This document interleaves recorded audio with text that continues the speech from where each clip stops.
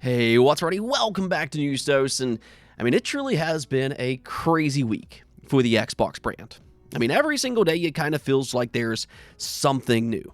And the thing is that new isn't always good.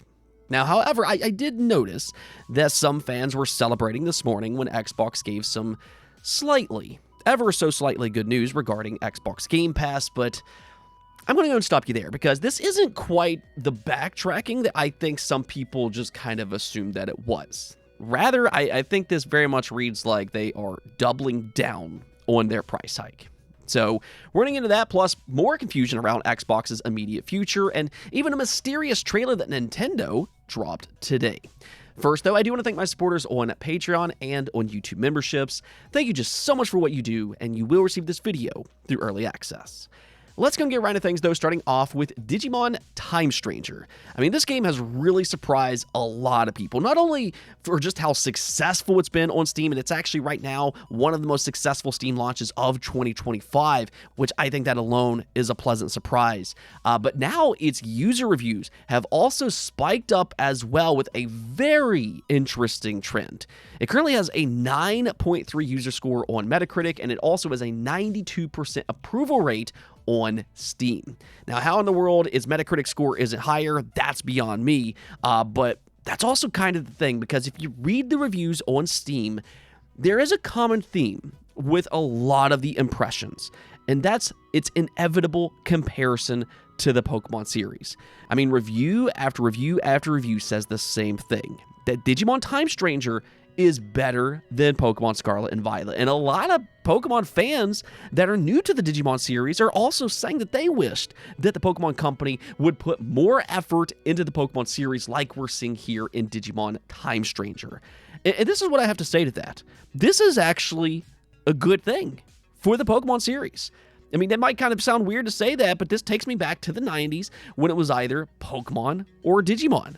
They were at least semi-competitive back then, and as I always like to say, competition breeds excellence. And Pokemon truly hasn't had very much competition in nearly 3 decades, and really never in the game space at all. So the better that Digimon performs, the more that will push the Pokemon Company to also improve their products as well. Now, I'm not saying that Digimon is suddenly going to sell 20 plus million copies like the Pokemon series does, but it is another reason to maybe root for Digimon and the hopes that it will continue to grow into a more noteworthy competitor once again. Now, we also unfortunately got a delay for Mina the Hollower. Yacht Club Games announced this over on their website, where they said, "This week our team made a tough decision. We decided to delay Mina the Hollower. The entire crew has been working tirelessly day and night to finish development for release on October 31st, but we're just not quite there yet. This isn't a major delay, it's just a stretch of time to apply some final polish and balancing to make the game truly shine." So with that final piece there is still hope that it could release in 2025, but I'll be completely honest, I'm personally okay if it slips into 2026. Yes, I actually am looking forward to Mina the Hollower. It's actually one of my more anticipated games because its entire Game Boy-esque art style just kind of speaks to me. And I also understand that Yacht Club Games is one of the best independent studios around. But at the same time, there are a lot of big games here in the next few months, as is expected during the holiday period. So I don't mind if they release during a slower period of the year. That way they can get a better spotlight, and plus, I just want this game to be good at the end of the day. So maybe sometime in January, that kind of seems like a good little window for it. But either which way, take your time and deliver a great product when it eventually releases. Now, let's go and get into an Xbox story that's been passed around these past few days. This is getting a little less attention just because the mess that Microsoft has created for themselves, but it's still big enough that I do think that we need to talk about it, and more importantly, just to set the record straight. I think a lot of you know that I'm not necessarily thrilled with the direction of the Xbox brand right now. I really haven't been for a long time, but at the end of the day, I'm still going to try to be fair to them, and there has been a lot of misinformation this past week, and I think this specific story really encapsulates that. So What's happening here is that an alleged insider by the name of Kepler L2 over on NeoGAF, which their track record this week has been a little rough, but anyways, he claimed that the Xbox handheld was canceled because AMD wanted a commitment of 10 million plus units to justify making a dedicated system on a chip, but with Steam Deck only selling 5 million units and Asus ROG Lenovo Legion only selling 1 to 2 million, Microsoft didn't want to take the risk. And yeah, no duh, they wouldn't want to take the risk because this number seems impossible given everything that we know about the PC gaming handheld market. It is a successful market. It's a market that I very much like, but at the end of the day, it is still niche. And there is no way that Xbox could sell 10 million units. That would basically be everything else combined. So as soon as I read this, I immediately thought to myself, this sounds completely made up. And well, about that, Jez Corden did later on say that this isn't even slightly true, by the way.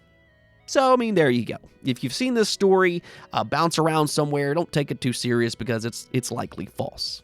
Even more so is that it kind of goes against previous reports regarding this same topic, and if you're unaware of what I'm talking about, yes, Xbox was originally working on their own first-party handheld. We'd been hearing about this for years and years, but they unfortunately delayed it so they can instead focus on improving Windows for PC gaming handhelds, like the Xbox Ally as one such example. And for that matter, that might be the direction that they stick with. They might just instead partner up with third-party companies and collaborate together for these handhelds going forward. But either which way, there was no cancellation because of some made-up AMD mandate for 10 million units sold. AMD is more than aware of what the PC gaming handheld market looks like, so I'm pretty sure that they're also aware that 10 million is probably far too optimistic for the time being. Now, speaking of Xbox, though, I do come with some slightly, ever so slightly good news depending on your location, but it's still not necessarily the win that some people kind of assumed that it was when this news first broke. You have to remember to always read the fine details, and what's happening here is that a lot of Game Pass subscribers got an email this morning about how they will not be moved to the new price of $30 a month as long as they keep their plan renewed. Now, if you cancel and then if you resubscribe, well, then yeah, you will have to pay the new price. So the idea here is to just not ever let your subscription get canceled, and you'll stay at that sweet $20 price that we all loved so much. So the way some people are kind of taking this news is that this is Microsoft possibly slightly backtracking. But no, not exactly. Now, at the time that this email was making the rounds, there was a lot of skepticism on if this was even a legitimate email at all from Xbox or if it was just a phishing attempt. So if you heard that somewhere, it has since been 100% confirmed. This email is absolutely legitimate. But again, it is important to understand the fine details. And they revealed that information via The Verge with this statement. They said, at this time, and that is very important, at this time. Keep that in mind.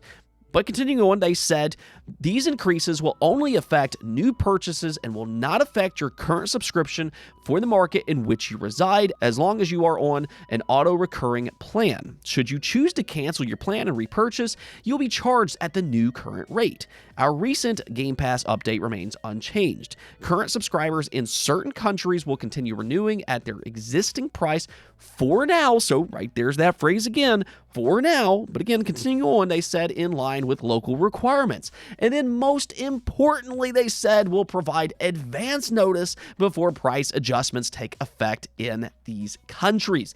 So in other words, because of legal reasons, Microsoft can't simply jack up the price in certain countries quite yet. They'll instead have to delay that for those specific countries, and when they do eventually raise in price, as they said here, they will have to give advance notice.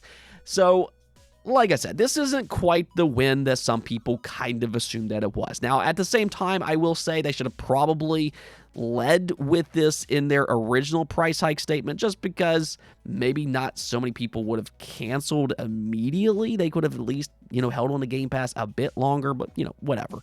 What I will say, though, is that I saw a lot of people jump to the conclusion that Microsoft was already backtracking. But if anything, I think this reads as the exact opposite. So far, this very much reads to me like they are doubling down on the price increase. It's just a matter of when rather than if. It just won't take effect everywhere at the same time. Now, one last thing before we go, though, because Nintendo dropped a very mysterious trailer today. Now, I'm not going to share that video on my channel just because animation studios do require different copyright rules. You never completely know with them, even if this is Nintendo related. But yes, this is an animation quite similar to something like Pixar. It's about this baby that's seeing something invisible carry around its pacifier in other toys. And then it just kind of ends. There's zero explanation of what this trailer is for, or if it's maybe teasing something. But eagle-eyed fans have already noticed a few interesting things. One is the music itself. It does kind of resemble the Pikmin series, and then there is something red in the background during one clip that, yes, might actually be a Pikmin. I will include that on screen here. So maybe they could be teasing something Pikmin related, and maybe even a new animated series, which, personally, I would love. They already have a few Pikmin shorts as is, which those are fantastic. My son absolutely adores them. They're very charming. And Nintendo does have their own animation studio now, so maybe they're working on some Pikmin related stuff. I personally think that would be really cool, but at the same time, this could also be for something completely different, and maybe just a glimpse into what the studio can do, even if it's not related to a specific title. We'll see, but as a Pikmin fan myself, I'm pretty hopeful about this. Anyways, though, that's going to be it for this episode, but until next time, make sure to subscribe, ring that bell, and peace out.